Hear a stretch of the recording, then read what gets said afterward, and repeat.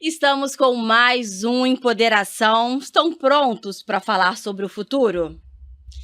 Mas não é sobre qualquer futuro, não. É sobre quem tem direito de existir nele.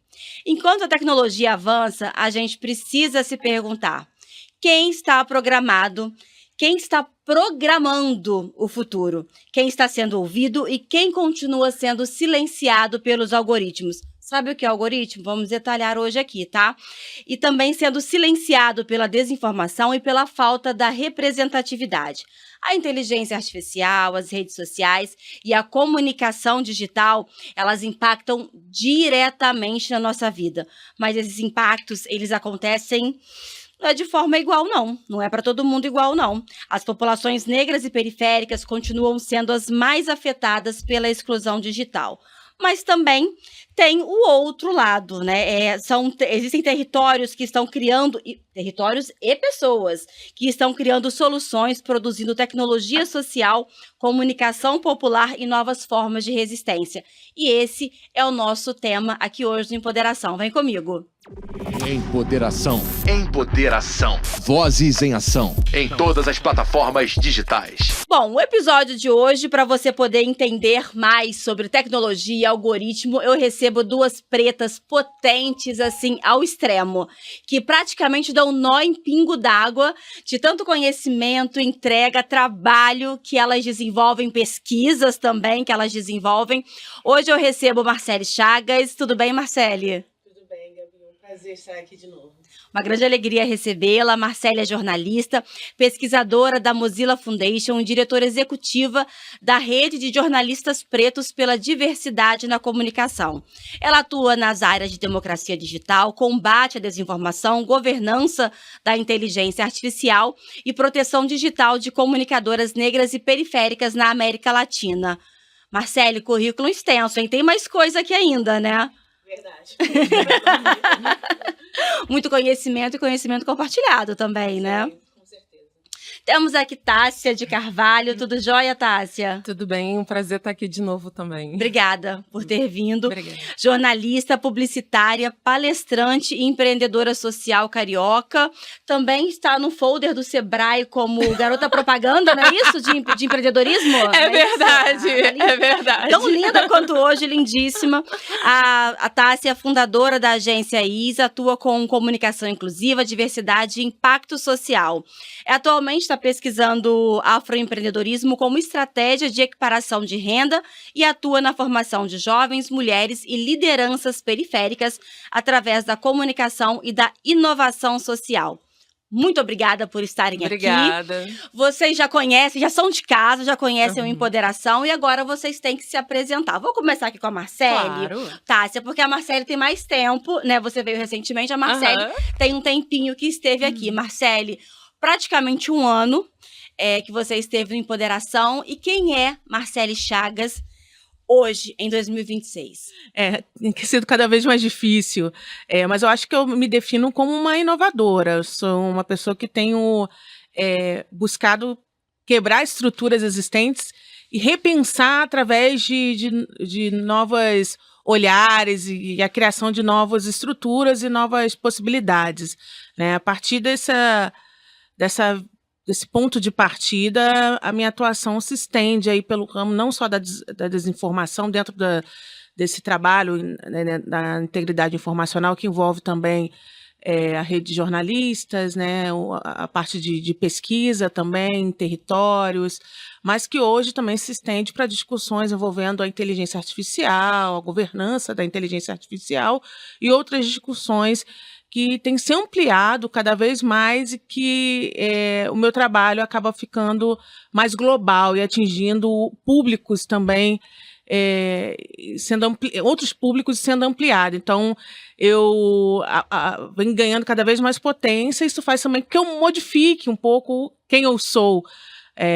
E é isso. Então, hoje eu me defino como essa pessoa que tem pensado em novas estruturas, em novos ecossistemas, a partir do sul global para o mundo e pensando em criar, né, essas soluções diante de desafios. Ok. Querida Tássia, A nossa última conversa foi sobre a questão do lupus, né? Sim. E hoje você vem sobre uma outra perspectiva, Sim. tecnologia, redes sociais. E como como você se contextualiza dentro dessa temática? Quanto tempo a gente tem? Peraí, deixa eu Então, marcar. Então. Mas toda a minha trajetória, ela acabou meio que perpassando pelas redes sociais. Quando a gente... E aí eu acabei sendo muito direcionada para isso, basicamente, quando ali em 2011, 2012, a gente teve... Começaram as manifestações por causa dos 20 centavos, do aumento da passagem, que gerou uma série de manifestações enormes. Eu estava, bem naquele momento, pesquisando sobre redes sociais, porque eu tinha uma curiosidade muito grande, na verdade, acabou sendo a minha tese, o meu TCC, né, na verdade, de publicidade, porque eu já tinha me formado em jornalismo, então eu estava fazendo pesquisa e eu estava fazendo iniciação científica, lá pela Unicarioca mesmo. Então, tinha um grupo de iniciação científica, a gente estava desenvolvendo as redes sociais como uma possibilidade de desenvolvimento profissional, acadêmico, cultural. Então, a gente estava ali naquele começo, mas não tinha muitos estudos, e aí começou aquele boom, e aí e as pessoas foram indo para as redes sociais para poder combinar essa movimentação, então isso acabou convergindo bem no tempo, isso, bem naquele momento. Então eu que já estava curiosa pesquisando, comecei a ficar mais curiosa ainda. Então, assim que eu terminei a segunda graduação, na verdade eu acho que eu nem tinha terminado ainda, porque eu comecei o meu MBA em mídias sociais em abril, e eu só terminei a segunda graduação em julho. Então, assim, eu emendei tudo. Porque, assim, tipo, gente, já tá lá, vai, emenda mais, traz mais coisas, assim, Fazia tipo... conexão, Já fazia conexão, exatamente. E aí eu não parei, na verdade. Então, eu comecei a pesquisar e desenvolvendo pesquisas em relação a isso, e fui também me desenvolvendo como uma curiosa, porque eu tinha muita curiosidade sobre comunicação e diversidade de linguagens. Porque eu não entendia na época, e eu até estava falando isso essa semana com a minha psicóloga, o que conectava a minha curiosidade sobre cinema, publicidade, e aí eu fui estudar audiovisual, e eu fui estudar teatro, música, mas eu também fui para a parte de redes sociais, e também fui para a parte de tecnologia, e eu fui pegando tudo. E aí, na verdade, isso tudo convergiu na necessidade de comunicar. Então, eu tenho essa curiosidade de pesquisar formas de comunicação. E isso vai convergindo em tudo. Até na UF tem um curso que eu esqueci o nome agora, mas é uma graduação que pega exatamente tudo, um pouco de tudo, porque o mercado hoje, ele meio que quer esse profissional que sabe disso, daquilo outro, e que converge. Acho que é convergência de mídias, é alguma coisa de mídias. E é uma graduação mesmo, não é nenhuma pós, um mestrado, nem nada. É uma graduação. Estudos de mídia, algo assim de mídia, na UF. Então é bem interessante, mas eu estava fazendo sem exatamente entender por que eu estava fazendo, mas eu tinha essa curiosidade de entender como se faz um roteiro audiovisual, como se faz como funciona um rádio, como funciona um podcast, como funciona isso. E eu queria entender, na verdade, eu estava curiosa pelas diversidades de linguagens de comunicação. E aí acabou convergindo também em redes sociais. Ok, e agora estamos na era da inteligência artificial. E a gente fala muito sobre algoritmo. É o algoritmo que deixou, é o algoritmo que está me entregando isso. O que é o algoritmo, Marcélia? Olha, uma pergunta complexa. Complexa, né? A pergunta é curtinha, assim, mas a resposta, né? Eu vou tentar dar uma resposta para os estudiosos mais técnicos. Talvez eu não seja tão assertiva, mas acho que é uma mistura ali de símbolos, né, e dados, né? São dados que circulam ali no ambiente digital e que vão proporcionando que certos conteúdos sejam direcionados de acordo com seus gostos e suas preferências, o que Da você já pessoa que tá recebendo, visualizou, tá na e sejam direcionados para o usuário. Então, esse combo de dados, símbolos e informações que circulam no ambiente digital, eles têm uma equipe técnica, né, que desenvolve, que tem desenvolvedores que fazem esse trabalho, e a partir das discussões recentes em que a gente avalia quais são os conteúdos que ganham amplitude, quais são os conteúdos que não ganham, e o que tem ali de subentendido nesses dados, a gente passou a observar, né, alguns estudiosos passaram a observar que, por exemplo, vou citar aqui a querida Fernanda Carreira, professora da UFRJ, com imagens, por exemplo, que quando você digita lá, né, nos buscadores, uma empresária, você recebe informações com fotos com essa empresária. Uma empresária bem-sucedida, branca, sabe? Então, esses dados que são inseridos também, eles trazem vieses inconscientes sociais, como o próprio racismo e outros ismos que a gente já enfrenta na sociedade. Então, a partir dessas discussões que o meu trabalho também acaba se desenvolvendo, acaba pertencendo a essas discussões de como a gente fazer com que esse ambiente digital também não tenha essas questões que a gente já discute, né? Então, se você digitar ali uma empresa, um dado, pedir uma imagem, você vai receber, se você digitar empregada, você vai receber uma mulher negra em primeiro lugar. Então, são questões que já estão ali de forma subjetivas no ambiente digital, porque foram programadas também por pessoas que já estavam, né, já tinham em si também essas mesmas questões estruturais. Então, acho que resumidamente. Resumidamente, exatamente. E aí, Tássia, eu te pergunto, ela falou do ponto de vista mais técnico, né, sobre o algoritmo. Como ele aparece no dia a dia para as pessoas?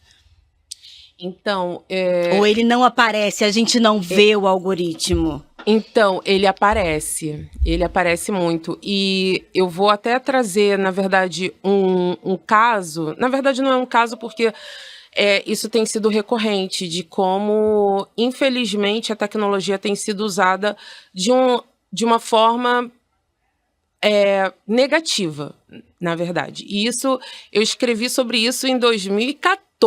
2015, sobre alguns casos de jovens negros que têm sido reconhecidos por fotos de redes sociais. Então, assim, não é nem que eles tiveram... Reconhecidos pela polícia. Então, a polícia pega as fotos desses jovens, sem autorização, as fotos que estão lá postadas, e coloca dentro do banco de imagens. Do banco de imagem deles. E esses jovens, muitas vezes, quando vão tirar a carteira de habilitação ou a identidade ou algum documento, eles são presos.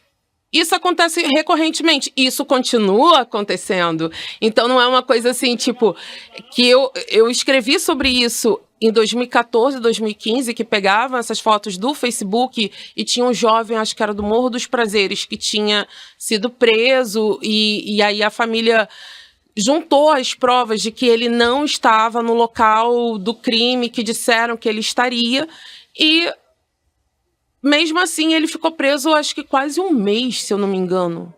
Então, assim, o sistema ele não dá nem o benefício da dúvida para a gente.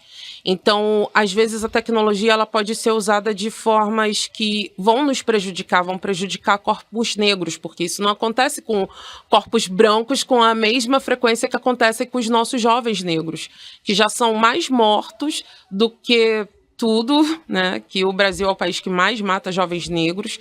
Então, tem dados da Anistia Internacional que 4 jovens negros são mortos a cada 24 horas.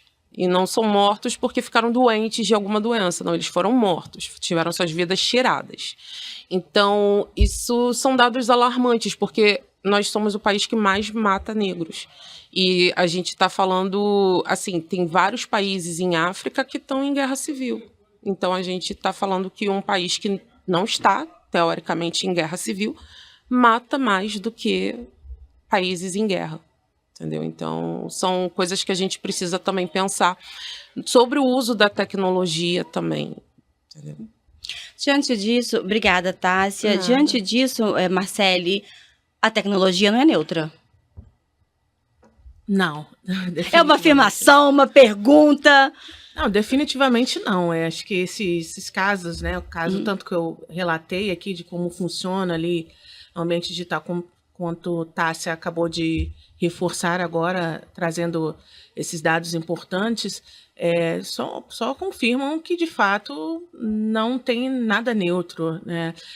Inclusive, recentemente, lançamos um Território Digitais, que é um relatório pela Mozilla Foundation, que é uma organização internacional de impacto social em relação à tecnologia, é a vertente de impacto social da Mozilla, que é criadora de várias tecnologias, enfim, Firefox, o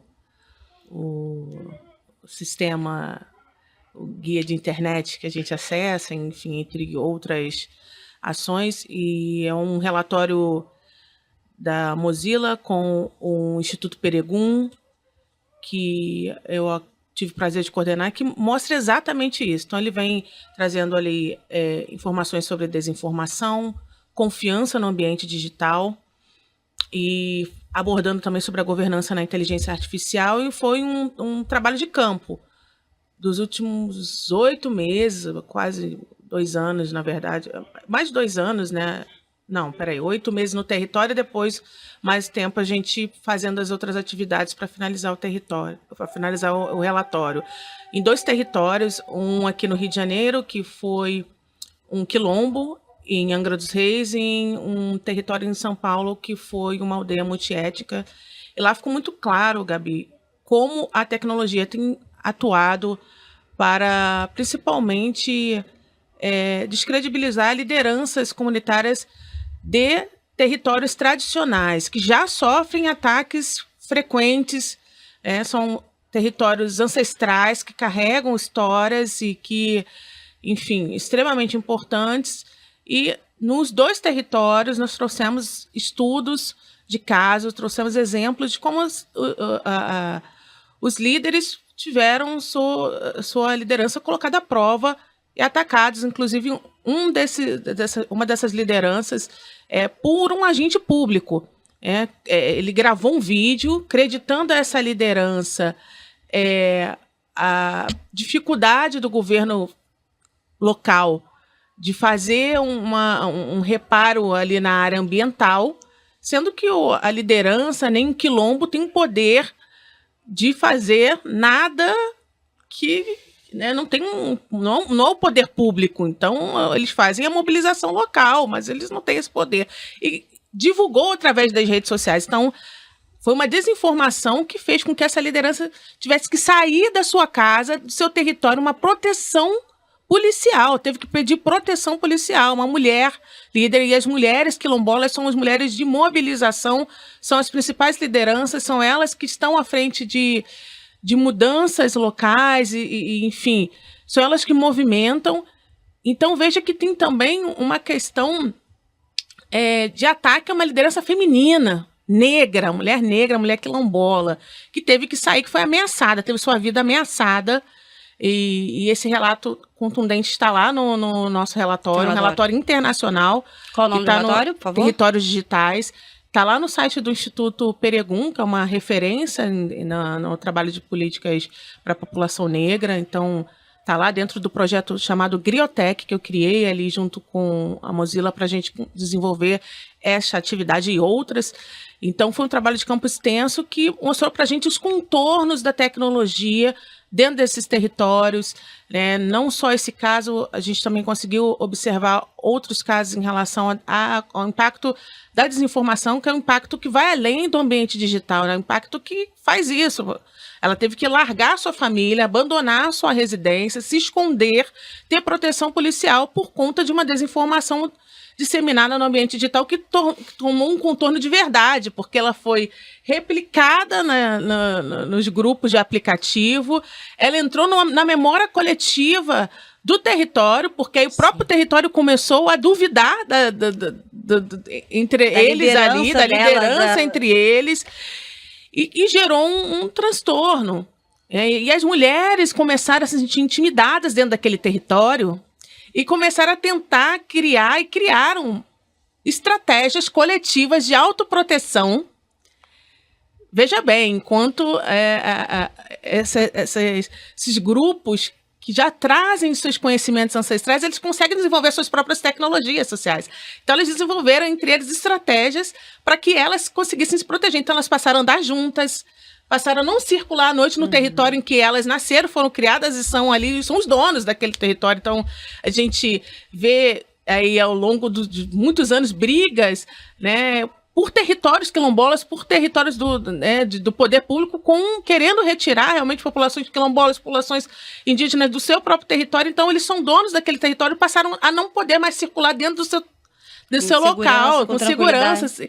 Então, assim, as mulheres começaram a se mobilizar, a criar redes de apoio, a trazer parceiros externos, advogados, outras lideranças, para um suporte. E tudo iniciado com o movimento de um conteúdo de desinformação, pior ainda, disseminado por uma liderança política. Então, a gente vê realmente os contornos e os impactos que vão muito, mas muito além do digital. Esses exemplos que vocês estão trazendo, eles são muito importantes, né, para poder ilustrar que a gente...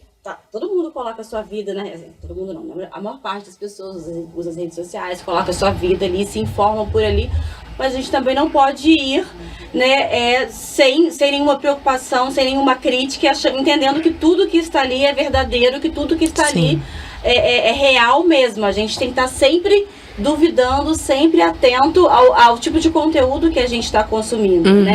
E aí eu te pergunto agora, Tássia, você que trouxe esse caso do jovem, né, lá em 2014, 2015, quando você fez esse estudo, e chegou à conclusão de que hoje, em 2026, não mudou tanta coisa. Para o futuro, o que você prevê dentro disso? Dá pra gente se preparar, dá pra gente se precaver, se proteger também nas redes sociais? Porque a Marcele trouxe aqui a proteção que as mulheres quilombolas, né, as ações delas ali para se protegerem. E nas redes sociais, tem como se proteger?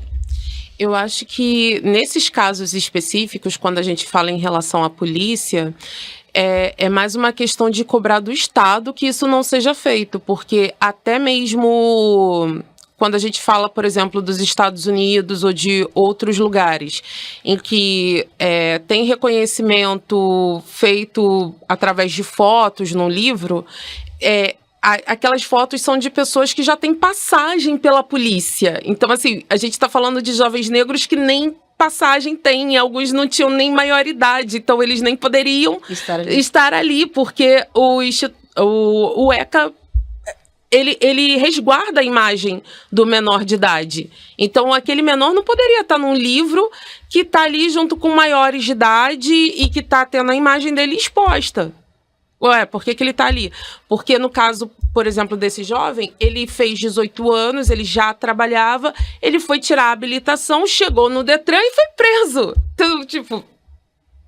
Entendeu? Então, ele foi lá, trabalhava, juntou o dinheirinho dele para pagar a habilitação dele, para realizar o sonho dele. E aí ele acabou preso. E aí, tipo, ele trabalha, ele estuda, ele faz as coisas dele e mesmo assim ele foi taxado. E mesmo quando esses jovens, porque tiveram alguns casos que tinham perfil fechado, eles pegavam a foto do perfil. Mas às vezes a sua foto do perfil... assim, a minha dá pra ver bem o meu rosto, mas tem umas que você tá, sei lá, longe, num estádio, ou não dá pra ver tanto o seu rosto, tem mais detalhes atrás. Como se faz um reconhecimento com aquilo? Aquilo ali deveria ser usado como uma regra ou como uma função da polícia? Entendeu? Pegar jovens negros dentro de um perfil específico sem nem olhar, nem analisar nada. Entendeu? Então, mesmo quando a gente se resguarda, mesmo assim, tem essas questões. É claro que eu, como uma mulher negra, eu tenho algumas regras de segurança para mim. Então, assim, eu, por exemplo, eu só posto sobre os lugares quando eu não tô mais neles. Eu faço isso também. Então, assim, tipo, eu, quando for postar que, assim, hoje eu estive no Empoderação, não sei o quê, eu não vou estar aqui. E aí, depois, se eu for em um outro lugar, eu vou nesse outro lugar. E quando eu tiver saído e estiver em um outro lugar, eu vou postar sobre esse outro lugar. Porque, às vezes, por exemplo, nesse último mês, tiveram mais de 130 mil pessoas que viram meu perfil no Instagram. Isso, às vezes, me dá um certo pânico. E eu fico pensando assim, gente, e se eu posto em tempo real e, sei lá, tem alguma pessoa ali meio desregulada, maníaca, sei lá, você não sabe das pessoas. E aí vem assim, tipo, atrás de mim. Claro que se for um evento assim de dia inteiro, ou uma coisa assim de dia inteiro, às vezes eu acabo postando alguns insights, mas eu tento evitar ao máximo, assim, tipo, falar, estou no mercado, estou na academia, estou... Não, eu já nem tô lá quando eu postei aquilo lá. Entendeu? Mas eu acho que são pequenas questões assim de segurança e eu tento também não postar algumas coisas muito específicas. Eu até surpreendi algumas pessoas porque me perguntaram assim, eu abri uma caixinha e me perguntaram assim, e você, que eu me separei ano passado, me divorciei, aí perguntaram assim, e você se sente pronta para poder conhecer alguém? Eu falei, gente, eu já conheci gente, eu já me relacionei, eu já até namorei, tipo, eu não postei. Aí eu falei assim, o próximo, eu só vou assumir um relacionamento agora se eu estiver grávida, casada ou noivando. Ou talvez eu mude de ideia, mas pra mim vai ser basicamente isso. Até o momento é isso, entendeu? Nada ainda me fez mudar essa ideia da cabeça. Mas é isso, entendeu? Assim, não é porque, tá escondendo, não sei o quê. Não tô sentindo essa necessidade de postar. Se eu sentir, eu posto. Se eu não sentir, eu não posto. Entendeu? Eu acho que também não tem que ter essa obrigatoriedade, porque as pessoas às vezes acham que nas redes sociais você tem que postar tudo, ou que você tem que postar que a vida é perfeita, que você tem que postar que sempre dá tudo certo. E aí vai construindo aquela narrativa falsa que as pessoas acham que sempre é tudo perfeito. Eu gosto. E aí a minha vida real não é perfeita. Não, eu tô vendo não todo mundo aqui no meu feed, não saindo, se divertindo, com dinheiro, viajando. Não, eu gosto de mostrar as imperfeições da minha vida. Eu acho interessante, assim, mostrar. Olha, deu um B.O. aqui, mas eu continuo ali, eu tô seguindo, entendeu? Porque, às vezes, eu acho que as redes sociais elas são tão artificiais, tão falsas e tão propensas à construção de narrativas inverídicas que eu acho que falta verdade, entendeu? E essas faltas de verdades também acabam impactando muito populações negras, periféricas, marginalizadas. Só queria dar uma complementada. Não, porque eu lembrei de uma coisa, em relação às imagens que a Tássia bem trouxe, tem uma questão das câmeras de vigilância que estão fazendo essa leitura, né, com inteligência artificial, inclusive, e rapazes negros presos. A gente tem, como a gente trabalha com esse processo de compartilhamento de conhecimento, então a gente tem muito material aberto, né, disponível, não só esse material que eu falei agora do relatório, como outros materiais, mas tem um específico em relação a isso que eu queria deixar aqui de dica para o pessoal, que é a aula da professora Joana Monagrena, que é uma grande especialista em nesse trabalho de reconhecimento visual das câmeras, de fotos, e ela vem falando sobre como isso tem afetado a população negra, e ela tem se posicionado de uma forma contrária, inclusive o uso da polícia o uso dessas câmeras pela polícia como um processo de reconhecimento, como isso tem prejudicado, enfim. Tem uma aula dela no nosso curso Diversidade, Inclusão e Novos Formatos no Jornalismo Pós-Cultura Digital, um nome um pouquinho grande, mas você acha lá dentro do perfil no YouTube da Rede de Jornalistas Pretos ou do Pontão da ECO, que é da UFRJ, que é da Escola de Comunicação da UFRJ, tá lá no YouTube deles também. Então, o nosso curso tem essa aula na íntegra em que ela traz esses dados, ela traz todas essas informações, ela é uma super especialista, então acho que vale assistir, vale entender um pouco mais quais são as questões que envolvem esse tema.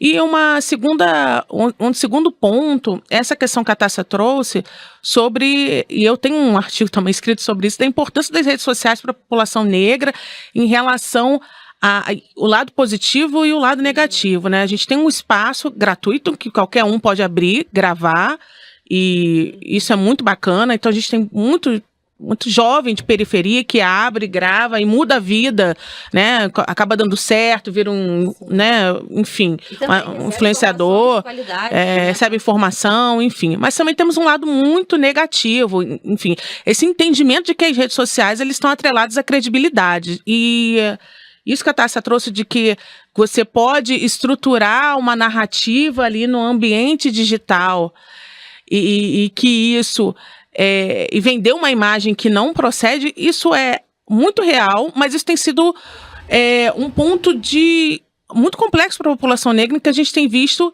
que a população negra tem consumido, principalmente população negra periférica, usuários ali que têm recebido Bolsa Família e outros. Por exemplo, o Tigrinhos da vida, consumindo ali uma série de conteúdos em que eles partem do princípio, obviamente, de que se está no ambiente digital e que tem um número grande de seguidores, alguma coisa ali é realidade. Eu vou aderir àquilo ali, eu vou jogar nessa bet, nesses tigrinhos e vou gastar meu Bolsa Família, que é um número expressivo de pessoas que vivem de Bolsa Família utilizando o Bolsa Família para perder dinheiro nos jogos da internet, nesses jogos, tigrinhos, bets, entre outros, tem prejudicado e aprofundado a desigualdade no país. Então, ao mesmo tempo que eu vejo que isso é algo positivo, eu também, não só enquanto pesquisadora, mas enquanto liderança, vejo que essa credibilidade em que a gente tem dado ao uso da inteligência artificial e das figuras no ambiente digital, isso é muito prejudicial. Então, eu tenho um artigo escrito que eu reclamo um pouco da gente ter que ser liderança, e aproveitando que estamos entre mulheres negras, e ainda tem que mostrar como liderança no ambiente digital. Então, você precisa estar ali performando um sucesso. Você precisa estar ali contando uma narrativa, porque você precisa ter um número alto de seguidores para que você, de fato, tenha uma relevância. Enquanto você não precisa, não é real isso, mas é o que é exigido. E aí você, enquanto uma figura negra, no artigo eu falo, você precisa performar também dentro de algumas questões específicas. Ou você é a militante, ou você tá ali performando enquanto uma militante negra. Tem alguns caminhos bem específicos também que são aceitos para uma mulher negra performar, e você precisa estar ali naquele ambiente fazendo aquela performance, porque também se você sair daquilo ali, também nem performa. Seu conteúdo, você não entrega o conteúdo não chega, enfim. Assim funciona também para os influenciadores. A gente tem aí números que indicam que influenciadores negros recebem muito menos do que outros influenciadores. Já abordou isso. Inclusive, alcance de material que não chega, né? Então, seu conteúdo não vai chegar igual. Então, assim, tem muitas questões que envolvem. Eu acho que isso para a população negra começar a cada vez mais refletir, se questionar se vale a gente seguir as regras que também não valem para a gente. Essas regras criadas das redes sociais. Por quem? Nas redes sociais. E para quê? E o que isso está dando de quem está por trás? Quem está por trás? E o que isso está dando para a gente de volta, de retorno, sabe? Então, acho que essa reflexão é muito importante e essas observações, não só enquanto pesquisadora, mas enquanto uma pessoa que está ali nesse ambiente também. Eu, por experiência pessoal, muito pouco tenho convivido nas redes sociais. Minha rede social é mais para trabalho, eu estou aqui, fiz isso, muito mais nesse sentido. Mas por uma ânsia de que a coisa tem andado por um lado não muito agradável nesse sentido e que afeta o psicológico. A população negra é uma população extremamente vulnerável a impacto psicológico por dores que a gente traz aí, né, históricas. E comprovadamente o ambiente digital afeta psicologicamente nos seus Reforça usuários muito e desses reforça estigmas, muito né? desses estigmas, e principalmente para pessoas negras. Então, tem muitos pontos que a gente precisa refletir e pensar em quebrar essas estruturas, né? Olha, isso foi estabelecido, mas por quem? Para quê? E a mando de quem? Isso tem favorecido a gente? Por que a gente não pensa por outro lado? Pensa por outra perspectiva, sabe? Começar a Refletir. refletir. questionar. Exatamente. E aí você está falando, então, do papel da comunicação antirracista. Nosso trabalho, Sim. né? 3 mulheres pretas que desenvolvem esse tipo de trabalho também. E aí eu continuo com você, Marcele, para a gente amarrar esse ponto. Qual é a contribuição da comunicação antirracista dentro disso que você trouxe assim, para a população? Eu acho que a principal contribuição é esse processo de desconstruir, né? Esse processo da gente conseguir trazer a reflexão, sabe? E também fazer uma comunicação, que é o que a gente tem batido um pouco na tecla na rede, em que você pense nos outros, em que você consiga olhar para o lado, porque eu acho que a rede social também tem isso, e o ambiente digital também tem isso. A individualização, né? Você ali, você se sente um poderoso, você pega ali um comentário que você quer fazer, você acha que você pode fazer qualquer comentário, você olhou a foto da Tássia ali, olha, eu vou mandar o que eu quiser, porque isso quer um ambiente digital e não vai acontecer nada comigo, isso... Então, esse poder que o ambiente digital te traz, né, Sensação. essa sensação, exatamente, é uma sensação de poder, até tem uma brincadeira, sensação de poder, tem um influenciador que fala sensação de poder absurda, né, que é o influenciador negro, o LD Júnior, mas é isso, uma sensação de fato que o ambiente digital te traz, e a gente fala sobre isso lá no Manual de Boas Práticas para a Comunicação Digital, antirracista, então a gente está falando no ambiente digital, dicas e trocas e reflexões, como ampliar a sua participação, como fazer uma participação no ambiente digital com olhar antirracista, em que você consiga produzir não só uma comunicação, não é só para comunicador o nosso manual, inclusive, é para quem está produzindo informação no ambiente digital. E todos nós estamos produzindo informação no ambiente digital o tempo todo, e podemos reforçar, sim, várias questões, né? Então, inclusive a desinformação, e podemos e devemos ter ali um posicionamento antirracista no ponto de vista de que você olhe para o outro, consiga fazer uma comunicação mais próxima das realidades sociais, compreendendo essas diferenças sociais, enfim. Eu acho que é nesse sentido que a gente traz a importância da comunicação antirracista no ambiente digital, inclusive para promover um ambiente mais saudável. Ambiente físico mesmo, né? Digital e físico ambiente também. digital e físico, é menos nocivo. Então, a gente vem discutindo isso e tem mais de 6 mil downloads. A gente fica muito feliz com esse material. Material que foi virou regimento interno da Universidade do Rio Grande do Sul. Na região sul, que é uma das regiões mais problemáticas do país em relação a racismo, em relação a ataques digitais, né? O ambiente sul e a Universidade do Rio Grande do Sul aderiu o Manual de Boas Práticas Antirracistas na Comunicação Digital para ser a base de comunicação institucional da universidade. Isso é um ganho assim, histórico para a gente, entre tantos materiais importantes sobre o tema. No mundo, a gente tem um material que se tornou uma norma da universidade. Então, é um material que tem sido consumido por universidade, por, enfim, influenciadores, não tem um nicho específico, várias Mas a proposta nichos, é essa, a proposta né? é exatamente essa. Então, para a gente é uma felicidade muito grande e espero que mais pessoas acessem e utilizem, enfim. Tássia, queria que você contribuísse também com esse ponto que Marcele está aqui trazendo o posicionamento dela e você está concordando com tudo, com o que ela tem colocado para você. Então, eu acho que é muito importante essa questão de comunicação antirracista. Eu trabalho um pouquinho mais amplo, que é mais em relação ao impacto social. Então, o impacto social, a gente acaba pegando também essa questão racial, mas a gente também pega toda a questão de populações vulnerabilizadas ou de ações que vão impactar positivamente a sociedade. E eu percebo que a comunicação, principalmente para as pessoas periféricas, quando elas me contratam, quando contratam a IS, que por acaso está fazendo 10 anos agora em junho, então assim, é um negócio preto de comunicação nichado, e que me disseram que era loucura abrir uma coisa tão nichada, mas não é, porque essa demanda de uma comunicação que tem um olhar diferenciado para a periferia, para a favela, ou para populações marginalizadas, ela é muito grande.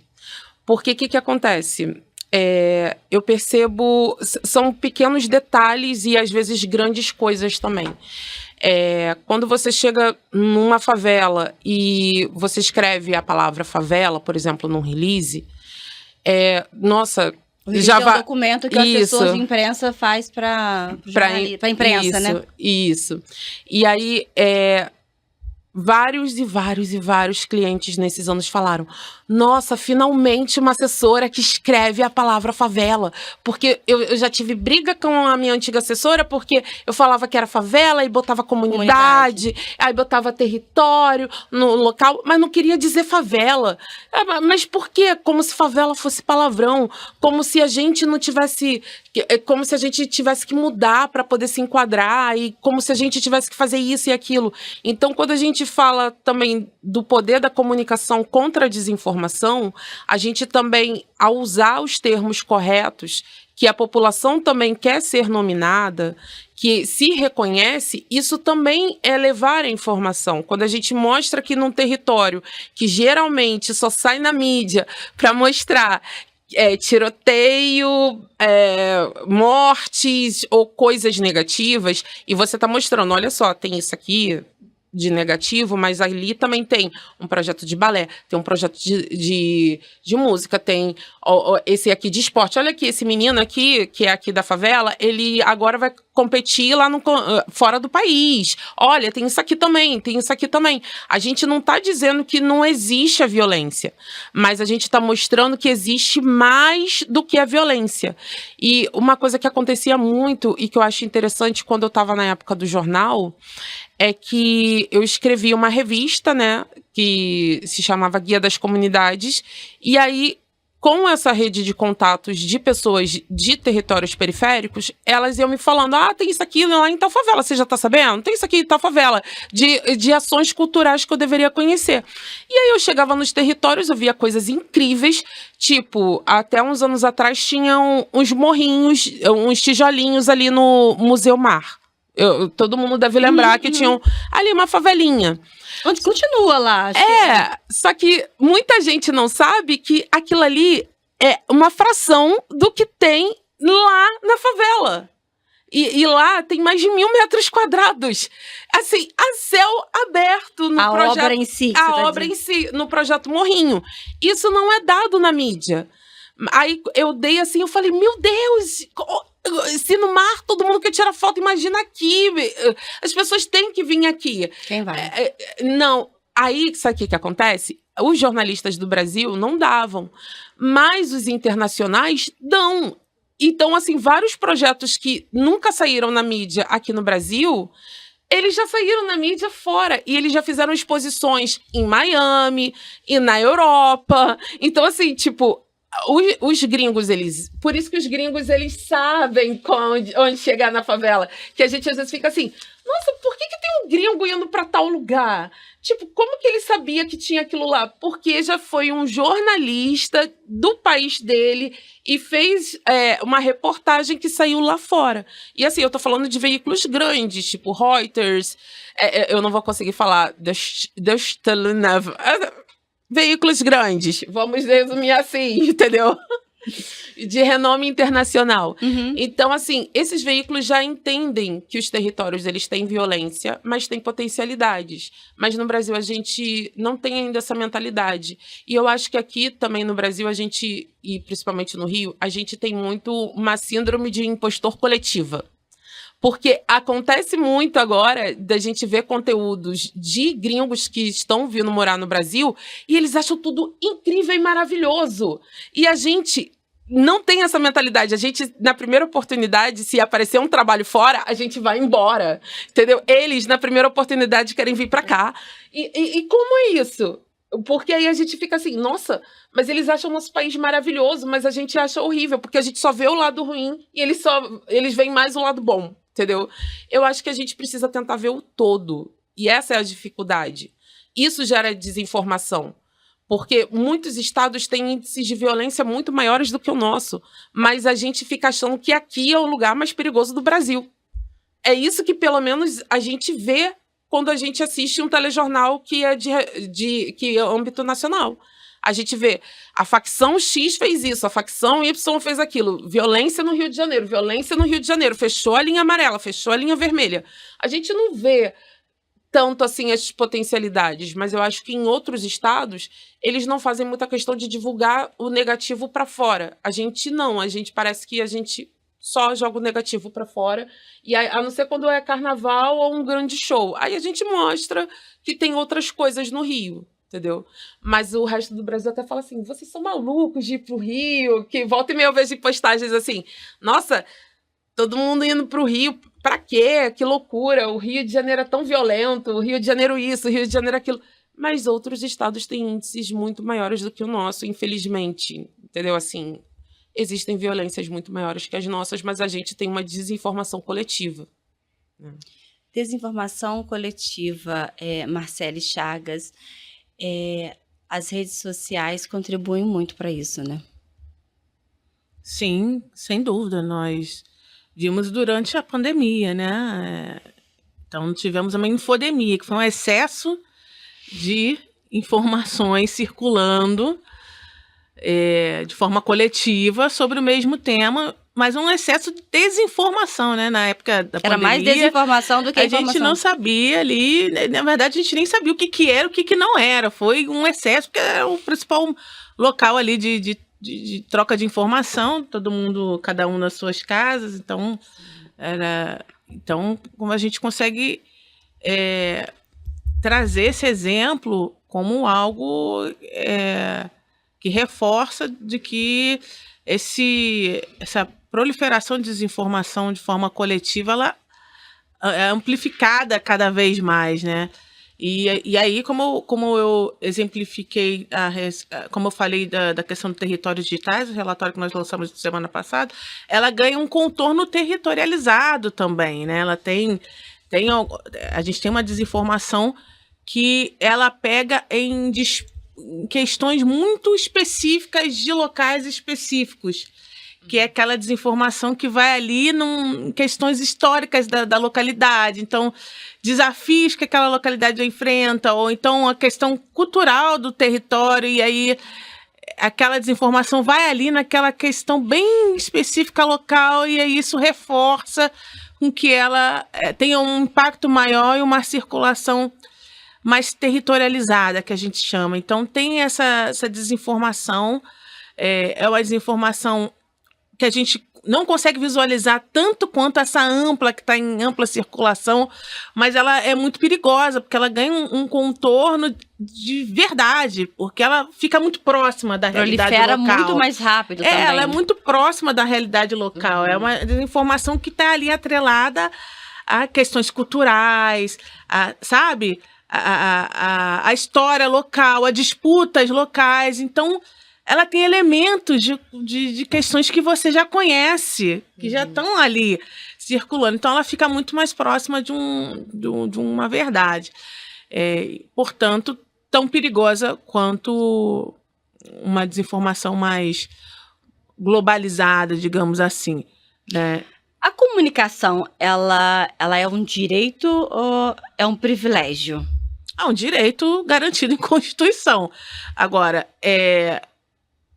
torna-se privilégio à medida em que a gente olha para o ecossistema midiático no Brasil e a gente consegue identificar quem está comunicando.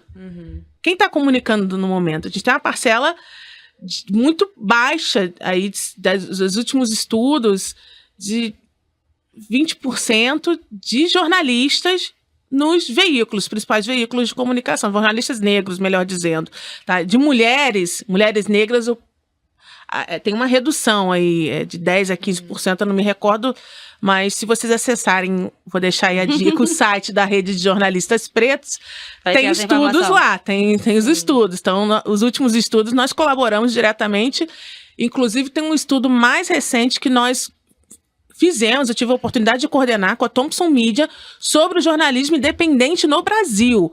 E isso mostra o quanto nós temos um processo de desigualdade dentro do sistema de produção de informação. Então, produzir informação é um poder do qual está poder que está centralizado na mão de um pequeno grupo de pessoas. E esse pequeno grupo de pessoas não envolve essas pessoas negras, periféricas, enfim, elas estão de fora desse grupo que está produzindo informação. E isso diz muito sobre o processo de desinformação também. Porque o processo de desinformação deriva muito dessa desigualdade dentro do processo de produção de informação. O que não deveria acontecer. Então, a gente deveria ter um processo de informação que a gente tivesse mais igualdade. A gente tem um número muito grande de jornalistas negros desempregados. Sim. Número, né? A gente tem aí a Federação Nacional de Jornalistas, né? Com as suas devidas suas coordenações, COGIRAS, CONAGIRAS, né? Que você conhece também, né? Que trabalham, atuam sobre isso. A rede veio a partir disso também, mas com diálogo, atualizando um pouco esse diálogo para os desafios atuais, porque o que acontece? A gente tem desafios históricos que vão sendo atualizados com outros desafios que vão surgindo, né, e vão se sobrepondo. Então, a gente hoje discute a desinformação, mas a desinformação é produto de um problema histórico de desigualdade informacional, do qual as populações negras, indígenas, quilombolas, periféricas são as mais prejudicadas. Então, elas são prejudicadas no consumo, elas são prejudicadas no poder de produção, não são elas que estão produzindo. Então, por isso é tão importante a discussão que a gente tem buscado e tem protagonizado com grande respeito às outras organizações, mas a gente tem, de fato, discutido isso com o governo federal, tem discutido isso fora do Brasil, tem discutido isso no Brasil, como é que a gente proporciona um ambiente mais igualitário, um ambiente digital mais igualitário. Tinha que começar por políticas públicas de comunicação do governo federal, por isso que foi criada a articulação pela mídia negra, por isso que a articulação não só foi discutir com o governo federal, não é isso, né? Porque isso de sentar lá para conversar, toda organização pode fazer, sendo a organização de mídia ou não, mas foi a organização que conseguiu pleitear o GT de comunicação antirracista no governo federal. Foi um pedido nosso diretamente e foi um trabalho árduo de antes do governo Lula iniciar. Tá? Então, assim, uma organização extremamente respeitada, mas a gente também, enquanto população negra, às vezes, a gente, nessa estratégia de repensar estruturas, como nós conversamos aqui, repensar as estruturas de tecnologia, repensar as estruturas de comunicação, a gente acaba ficando atrelado aos resultados mais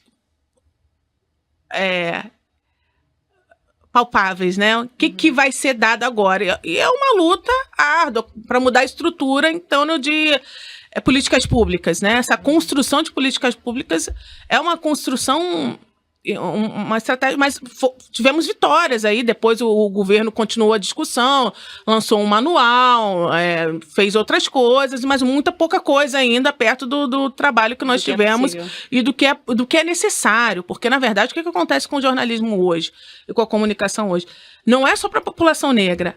A discussão em relação a políticas públicas de comunicação é para a democracia do Brasil. A população, a gente não avança se não tiver um ecossistema de comunicação sustentável.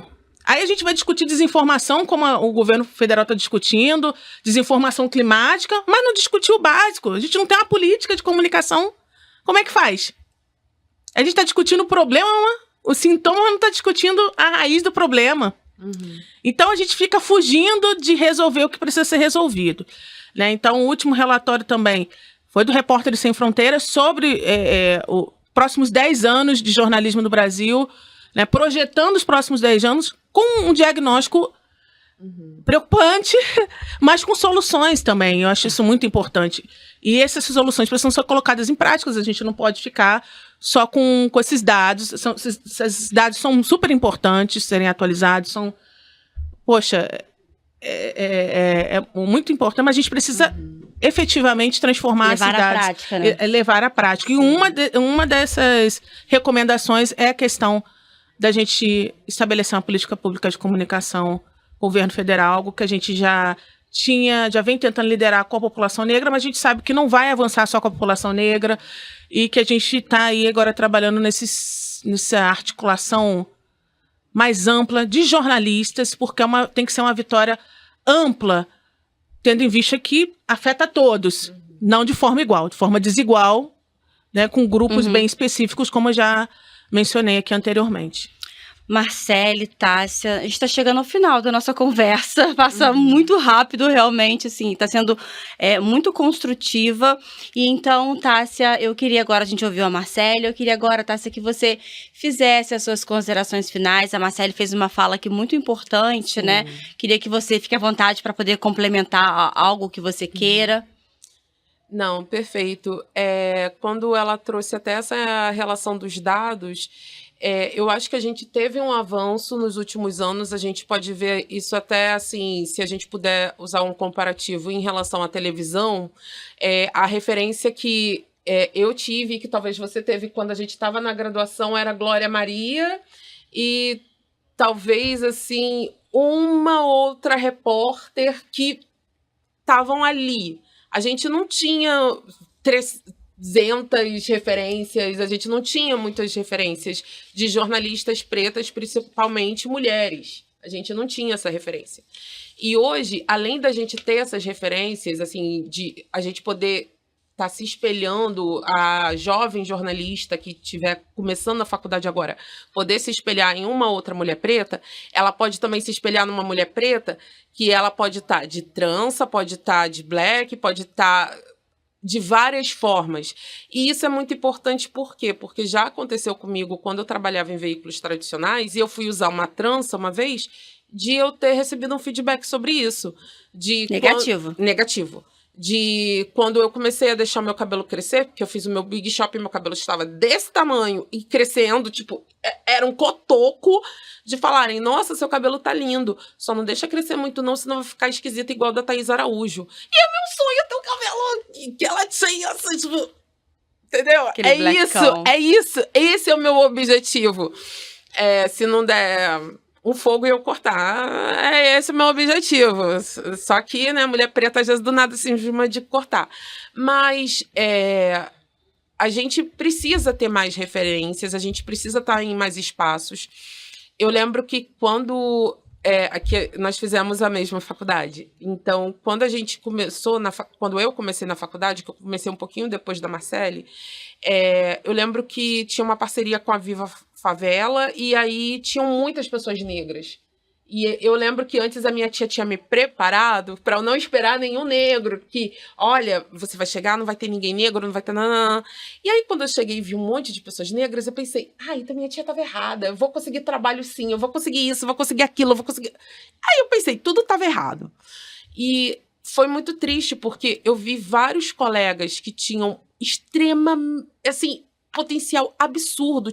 Tem um que nas aulas de rádio ele se destacava muito. Eu depois até te falo quem é. Ele se destacava muito, um homem preto, já com mais de 40, e ele, assim, a gente ficava, nossa, você tinha que ter um programa de rádio, você tinha que ter um programa de rádio. Há alguns anos eu esbarrei com ele sendo locutor de loja. E não é demérito ser locutor de loja. Só que aquele homem, ele podia ser um locutor de rádio, mas ele não conseguiu oportunidade. Não teve oportunidade. Então, não assim, teve espaço. vários outros colegas também ficaram pelo caminho porque não conseguiram oportunidade. Então, assim, pra gente estar aqui, pra você estar aqui, pra eu estar aqui, pra Marcele estar aqui, a gente teve que mostrar um potencial, sei lá, 5, 10 vezes maior do que uma pessoa branca. Não estou nem falando só de mulheres, mas até de homens também. Porque para a gente conseguir um pequeno espaço que seja e uma pequena notoriedade que seja, ainda mais todas tendo mais de 40, porque eu também tenho 40 agora, então eu posso falar todas tendo mais de 40. Então, é muito difícil. Talvez para o jovem que está começando agora, seja mais outro caminho, né? outro caminho, mas o nosso foi bem mais difícil, né? Então, eu espero que tenha mais acessibilidade, porque quanto mais a gente tiver uma mídia diversa, mais a gente vai trabalhando diversos tipos de desinformação.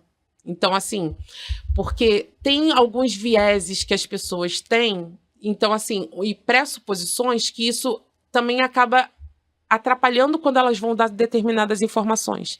Então, por exemplo, quando é uma pessoa negra falando com outras pessoas negras, é uma coisa. Se fosse talvez uma entrevistadora branca falando com a gente, ela não ia entender, não ia ter a visão e talvez não soubesse ter esse discernimento que você tem, entendeu? Porque é outra coisa. E aí, quanto mais a gente tiver isso, mais caminhos a gente vai abrindo e mais desinformação a gente vai combatendo. Então, isso fica como desafio, como meta para o Sim, futuro, mas a pro comunicação futuro. antirracista já estamos aqui fazendo também a nossa Exatamente, parte. Verdade. Então, Tássia, eu te agradeço muito pela participação mais uma vez. Obrigada por obrigada. compartilhar conhecimento, seu tempo. Muito obrigada. Eu agradeço estar aqui mais uma vez e convido a todos a seguirem @Tássia de Carvalho e a Agência Is, @Agência Is. Tá joia, Obrigada. Marcele. Muito, muito obrigada mais uma vez. Agradeço. E também deixo o convite, acessar @jornalistas pretos. Acesse o perfil do Peregum, né, do Instituto, para baixar o relatório. novo relatório, Território Digitais, está lá. Tem o site da rede também, com o Manual de Boas Práticas para Comunicação, Antirracistas para Comunicação Digital. E tá lá disponível, e é isso, pessoal. Também tem outros materiais, você pode baixar um guia de proteção digital para comunicadoras negras. Eu acho muito importante, principalmente, né, nós estamos falando aqui do ambiente digital, e aí esse guia ele é voltado para essa proteção no ambiente digital, é o guia do Rapcone, e é isso. Tá joia. E assim nós encerramos mais o Empoderação. E quando pessoas negras ocupam todos os espaços, mas hoje falamos de tecnologia, o futuro ele deixa de ser exclusão e passa a ser de possibilidade, de oportunidades. Vem comigo, vem pro Empoderação.